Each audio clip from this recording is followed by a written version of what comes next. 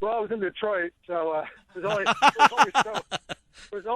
ceiling was only so high for happy there, but it went fun. I had a burger at the hotel bar, Nice. Well, back to reality, and the reality is that Bill Belichick and the Patriots are staring at your season right in the face, and virtually, I would assume if you lose this game, as much as the NFC East seems up for grabs, you're going to have to at least get to 7 wins. I'm even saying 7 might keep you relevant. I don't know that that's possible, but number one, will they at least have their quarterback back in this game against the Patriots? It sure looks like it. Last week, when we talked to Bradford, he said the right things about, wanting to be out there and hoping he could play and everything. But the look in his eyes was kind of like, he had a separated left shoulder. And, just even though he's not, if you throw a football with the proper motion and everything, I mean, your whole body's involved. And it's going to hurt if your left shoulder is separated. And taking any hit on it would have been probably very painful and likely to pop the joint back out again. So he did not sound like a guy who was going to play last week. Apparently went out on the field pregame last Thursday in Detroit and went through all the pregame stuff he could and to try to get a feel for it. He was decided not to take the risk. Today, Bradford sounds very much different. He sounds very much like a guy who wants to get out there and very much like a guy who expects to be able to get out there. I don't think he's 100% in terms of the left shoulder at this point, but the concussion was cleared last week, and he was fine as far as that went. The shoulder's still an issue to some degree, but it sounds to me like, unless something happens in practice in the next day or two, that Bradford will be ready to go. All right, so obviously some good news there. And Phil, many people were split on whether or not Sanchez would actually be a better option. Did he move the offense better at a quicker pace? How much does adding Bradford back help this team? I don't think it can hurt. I think there's a general sense around the whole organization and around everywhere in the city that, Sanchez is who he is. He was not, the problem. When your defense gives up 45 points a game, 5 touchdown passes a game, the backup quarterback is not the issue. But the fact that the offense wasn't moving the ball very well, holding on to the ball, that creates all kinds of other. And I think Sanchez, at any point in this season, and really for most of the last half of last season, looked like a guy who was able to kind of run this offense any better than Bradford could. So I think ultimately, it's better to get Bradford back. The hope is that he can pick up where he left off. He was playing his best football of the year, basically, when he went down. Had a 16-3 lead against Miami. I played the game in Dallas before, his best game all season. He's going to have to try to get back to that point. But if he can get close to that, I'm not saying he beat New England with Sam Bradford at his best, but it's at least a little more level playing field than it would be with Sanchez, I think. Phil Sheridan, ESPN.com, NFL Nation. The Eagles are going to play the New England Patriots, and obviously after giving up 90 points in a 4-day stretch against two teams that aren't very good, you would think that there is some concern here, but Connor Barwin basically saying that, hey, maybe playing against a better opponent will rise the level of intensity and play. Sometimes you don't like to hear that you need that to happen, but is there some merit to what Barwin is saying here? Yeah, I think that, you use anything you can. Barwin's a smart guy, and he's not under any illusions. He knows they really played, the worst football they've played in a while these last 2 weeks, especially on defense. And Walter Thurman, just a little while ago in the locker room, said, maybe defensively we were starting to drink our own tea, which was his way of saying, I've heard players say we're starting to smell ourselves. But drink their own tea was a new one for me. But, maybe they were starting to think they were better than they were, basically. And they're under no such illusions right now. They got taken apart by 2 mediocre teams 2 weeks in a row. Not even weeks. I just said only 4 days separating those 2 games. So anything you can say or think to convince yourself that you're going to turn it around is probably worth pursuing. So Barwin's point was, if anything's going to make us raise our game, it's going to be playing against Tom Brady and the Patriots. You're going to have to be, almost perfect, play everything, play your assignments perfectly, know what you're doing on defense, really have your details all, everything down, and, just be at your very best. You just know that going into the situation. This is not playing Matthew Stafford, who's struggled all year, or Jameis Winston is a rookie. This is the best quarterback in the game, maybe in the history of the game. Now, the trap for the Eagles is that there's so many injuries for the Patriots on offense that, they can convince themselves, we're getting a wounded animal here, and they're not going to have Gronkowski, they're not going to have Julian Edelman, they may not have Amendola. This may be a team with almost no known weapons aside from Brady. So that would be a trap for the Eagles, because that New England offense is a machine, and Brady runs it so well that this team will have to play its best just to be in the game. So trying to convince yourself that that's your challenge and that you're up to it, that's just something the players have to do in a situation like this. Phil, let's talk about Jenkins, who said that the Eagles as a organization can do better handling mistakes. And it seemed today that Chip fundamentally disagreed. He gave examples of even Andy Reid, Pat Shurmur, other coaches, Billy Davis, other organizations saying that they do it the way that we're doing it. I guess Jenkins had a different situation with New Orleans, but is there frustration from one of your leaders, Jenkins? Is there somewhat concern that Jenkins and Kelly seem to be having a media war of the words? Yeah, it's got to be a concern, I think. The other day, Kelly was asked, if there are any players he kind of goes to or talks to kind of, gauge the mood of the locker room and kind of be kind of act as a conduit from him down to the other players. And he mentioned about 5 guys, and one of them was Malcolm Jenkins. So that was before Jenkins went on the radio and said what he said on Monday. It's got to be worrisome, because last year it was Kerry Williams, and there were people, Malcolm Jenkins and Kerry Williams, but they're both defensive backs. They're both defensive backs who played for other organizations and won Super Bowls before they got to Philadelphia, and they're looking around, kind of going, there's something wrong here. And with Kerry Williams last year, it was the practice tempo and the way Kelly schedules the whole week.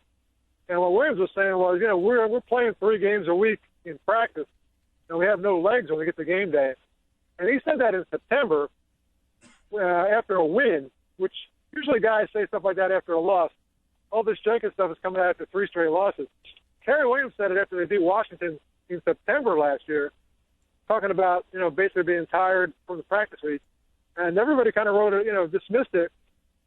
But then in December, when they went 1-3 at the end of the year, and the defense completely fell apart, you started to wonder maybe that there was something to what Williams said at the time about guys being tired and worn out by the practice schedule.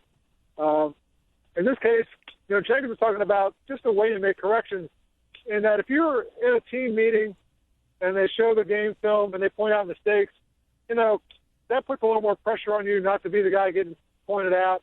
But if you're a leader, and Jenkins wants to be a leader on this team, it helps you to know who's getting called out in meetings and who's making the mistakes. Malcolm Jenkins doesn't know which linebacker necessarily made a mistake or which defensive lineman was out of place on a play, because they correct those mistakes in individual position meetings. But he's not sure what's going on in the big picture. And as a leader, he likes to know that stuff. So it was a valid point, whether it's affecting their play to that degree. I doubt it accounts for 45 points allowed against the Tampa Bay Buccaneers, for example. But it's a legitimate concern. And when a guy who is that well regarded and respected, not just by the other players, but even by the coaches as a leader, and when he's saying that kind of stuff, it's got to be something that concerns Kelly and anybody who cares about this team. Phil, what do you make of, yesterday there was some thoughts that Kelly basically addressed the team saying, guys, I'm here until Lori walks me out of here.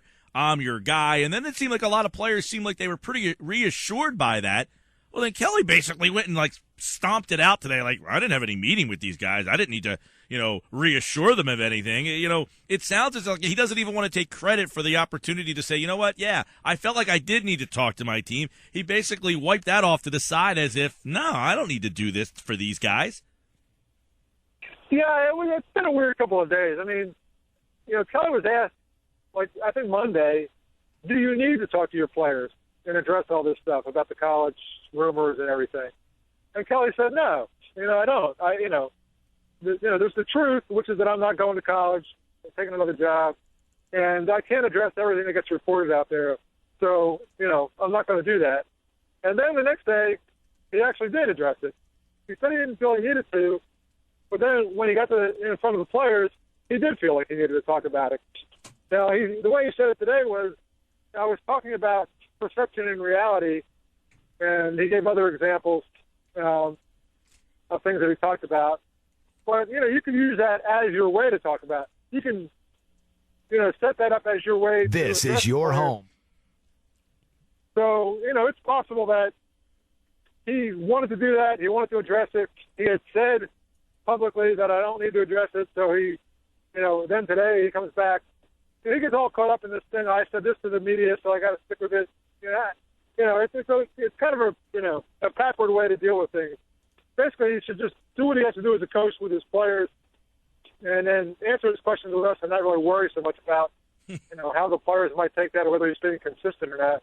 But it was a strange couple of days. Yeah, it seems like even when you almost want to give him credit for doing something that he doesn't want to take credit for it because you're giving him credit for it. But it seems pretty logical to say, look, there's a lot going on out there. I did feel it was necessary to address these guys, and it seemed like some of the players feel legitimately like the fact that he reassured them. Yeah, they did, and I think guys go through their week kind of hearing all this stuff from the outside, trying not to pay attention to it, but every now and again, things build to a certain level that it's hard to ignore. So I think he didn't want to give it, enough credence to say, I had to address it because it's got merit, but he wanted to address it. So the other thing about Kelly is he's just a contrarian. I mean, he really is. When my younger daughter was about 4 or 5 years old, I used to constantly tease her by saying, "Oh, Emily, you're such a contrarian." And she would always say, "No, I'm not." And that's what Chip is like. Not that he's like a 5-year-old, but there's a thing of him that he's going to say the contrary thing. If you ask a question a certain way, he's going to immediately go, "No, that's not why we do that," because he's just a very contrary guy. And again, you could probably get him to say some things just by getting him to be contrary about stuff. And that's part of it. He's being contrary with us. Then he's got to be contrary, 2 days later with us because he's gone the opposite way with the players. It's unusual stuff, but, there's not really been a deal like this. I mean, Andrew was here for 14 years. At one point, some discussion about whether he might feel obligated as a Mormon if BYU asked him to come back and be the head coach at BYU, and he might feel obligated because of his religious faith. And it was a really legitimate question, but, that was one time in 14 years. With Chip, it's every 10 minutes. Every college job that opens, Chip Kelly's a leading candidate for it, and, we all have to ask him about it, and then he has to answer it, and it's a vicious cycle. I want to ask you about a couple things on the field. Eric Rowe, a lot of people, criticizing the Eagles for not giving him help. I thought overall he played pretty well. Unfortunately, he's playing against one of the best players in the league, and I've said all along, Phil, I think it's a crime that this kid has not gotten more playing time throughout the course of the year, and then you just ask him to go out there and perform. Is he going to be given the first opportunity to take over for Nolan Carroll now? Yeah, that seems to be the case. And I think you're 100% right about that. I mean, we all saw there was no plan for Jordan Hicks to play. And injuries kind of forced him to put Jordan Hicks out there. Then he gets hurt, and now we're all saying, boy, they haven't won since Jordan Hicks got hurt. Maybe he was the only guy holding the whole team together.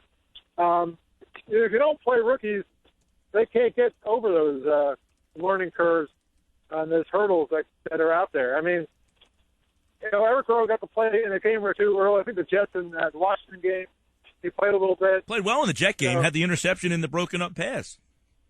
Yeah, and he made plays, and he made some mistakes, but that's what rookies do. I mean, that's what veterans do if they're Bradley Fletcher and Kerry Williams. I'd rather have a rookie, getting better and learning, and making a mistake once and learning from it, than have a veteran out there who just can't play any better. But you're right. By taking him off the field for 4 games, basically, you didn't play it down on defense, and then you needed him. You needed him against Calvin Johnson. And in the red zone, and he got beat on a great throw by Matthew Stafford and a very athletic catch by Calvin Johnson. I don't think that makes you write Eric Rowe up or that's how you judge him for the rest of his career. He's a kid that he learned from it. He plays better the rest of the way, and you're going to see him. And he's going to have to play against good receivers sometimes. So this is an interesting matchup because there was talk about whether Byron Maxwell might follow better receivers around. Going forward, but with the Patriots, are you going to follow Brandon LaFell? I don't really know what you do, when you get to that situation there. This is a team that doesn't have, it's very successful, but the star is the quarterback.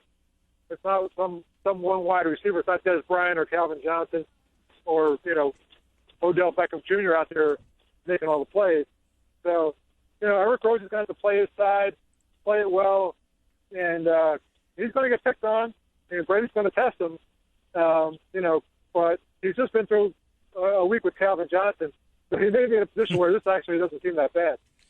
All right, never a dull moment, and they need to basically keep themselves on life support by beating New England on the road. And let me tell you, while I would not predict this to happen, nothing in this version of the NFL would surprise me that a team that gave up 90 in 2 weeks would win a game like this. And I think the hilarity of this is the officials got demoted from the primetime game and were told your punishment is Philadelphia. Good luck.